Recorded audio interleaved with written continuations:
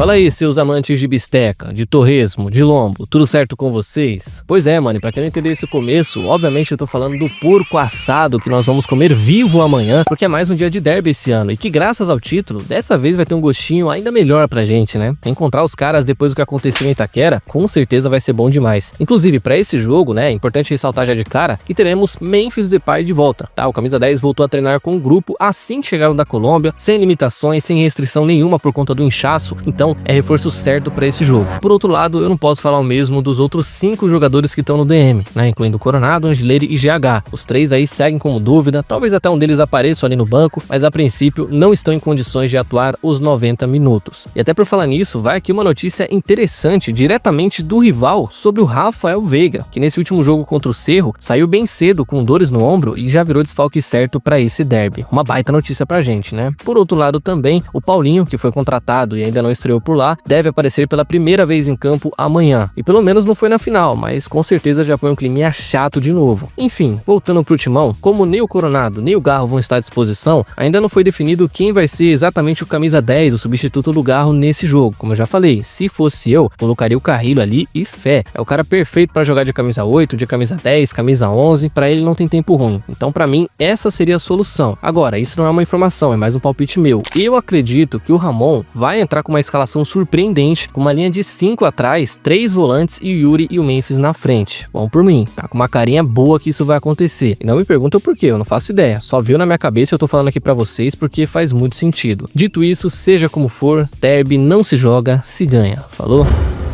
Bom, e ontem saiu uma informação interessante que eu nem quis trazer aqui sobre o afastamento do Romeu Tuma da presidência do conselho, porque pouco tempo depois, alguns jornalistas como o Samir e o blog do Macedo negaram esse acontecimento, dizendo que o caso ainda está no conselho de ética e que não foi definido o próximo passo quanto a isso. Ainda assim, como não saíram mais notícias sobre o caso, creio eu então que ele realmente foi afastado, que ele não é mais presidente do conselho, porque o Tuma até deu algumas palavrinhas pro GE, dizendo que achou um absurdo ele nem ter sido informado dessa reunião que definiu seu afastamento por 3-1, mas que agora, independente de tudo isso, ele vai entrar na justiça com uma defesa contra esse afastamento. E lá vai tempo perdido discutindo uma pauta que em momento nenhum vai beneficiar o clube de algum jeito, né? Inclusive, com esse afastamento preventivo, agora quem preside o conselho é o Robertson Medeiros, que era o antigo presidente do conselho de ética e que agora vai tomar conta desse cargo. E só lembrando que esse afastamento, Fel, aconteceu graças a um pedido do Augusto e de outro conselheiro que alegaram que o Tuma agiu de uma forma parcial na condução do caso de impeachment e por isso deveria ser destituído do cargo. Enfim, isso ainda vai ter muitos capítulos até de fato ser concluído, é um caso que ainda vai pra justiça, discussão pra lá e pra cá, mas talvez com isso, né, a gente pare de ver notícias sobre o andamento do impeachment, onde por mais que o Augusto ande aprontando e pareça até merecer isso, tudo que a gente não precisa no momento é de outro caos gerado por esse câncer que é o Parque Jorge, né? Então, se ele vai ser afastado pra sempre ou não, não é o problema. Pelo menos por enquanto, estamos mais aliviados com esse tema, né não?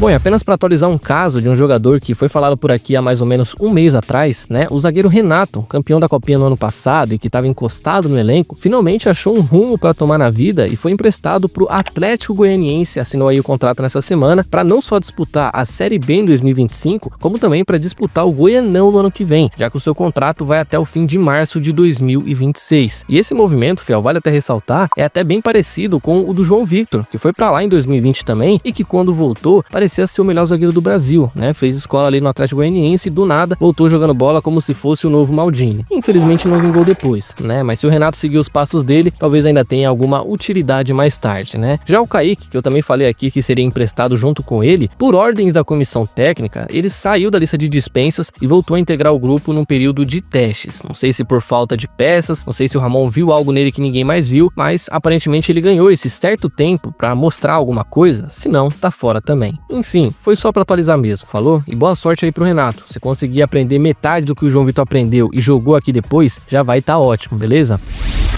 E olha só, hein, mano, eu falei aqui que o Memphis é um reforço certo pra esse jogo, e é mesmo, né, nenhuma surpresa até aí, mas o pessoal da ESPN trouxe uma informação ao vivo, dizendo que o Rodrigo Garro, que retornou da Espanha esses dias atrás, da operação especial que ele fez por lá, vai ser testado horas antes do derby no vestiário, pra ver se tem condições de ficar pelo menos no banco pra esse jogo. É isso mesmo, mano, o Garro que ia ficar aí, sei lá, um mês fora pra resolver esse problema, no mínimo, em menos de 2 semanas já estaria de volta e pra jogar um derby, cara. E assim, é uma informação que me causa um certo espanto, porque além do milagre dele supostamente ter se recuperado só de ter pisado na Espanha e voltado, o gramado da Arena Barueri ainda é sintético, galera. Ele não jogou nem o primeiro jogo da final, justamente porque estava voltando de lesão e porque o gramado do Allianz também era sintético. E agora pegaram tudo isso e jogaram no lixo e ele vai pro jogo mesmo assim? Então, mano, a ESPN que me perdoe, mas eu duvido demais dessa informação. Mesmo que o Galo realmente tivesse condições de entrar amanhã, o que por si só já seria uma loucura, eu duvido que o Ramon ia arriscar pôr o cara numa grama como essa, que é o maior inimigo pra quem tem um problema no joelho. Então, é uma informação que era pra deixar a torcida animada, querendo ver o Garro de volta contra a porcada, só que se você parar e colocar a mão na consciência por alguns segundos, na hora você já vai ver que essa ideia não faz o menor sentido, né? Inclusive o Garro resolveu parar no começo do Brasileirão, justamente pra ter mais tempo de recuperação e não ficar nesse negócio de jogo sim, jogo não, tomando injeção pra jogar e o problema lá, ó, só piorando. Enfim, eu realmente duvido muito que isso vai acontecer, mas se for pra ele aparecer, acho que vai ser no máximo pra dar aquele apoio moral, porque jogar, rapaz, pode ter certeza que isso não vai rolar.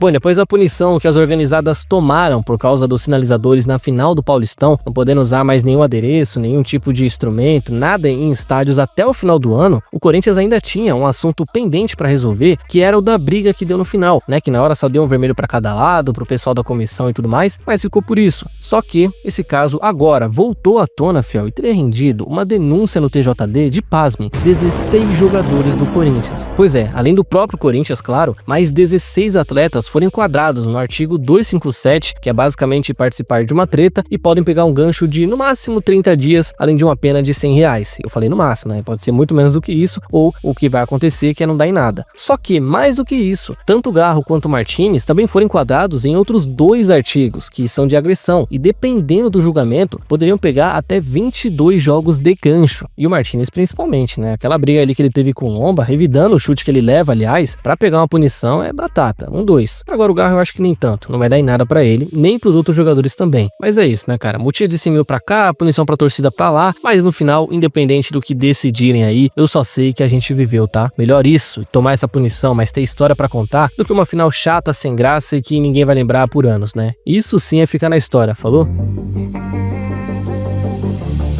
Então, fiel, é isso por hoje. E antes de vocês saírem do vídeo, não se esqueça de deixar a curtida e se inscrever no canal, que já vai estar me ajudando demais e vai contribuir para mais vídeos por aqui, certo? Espero vocês numa próxima, tamo junto e vai, Corinthians!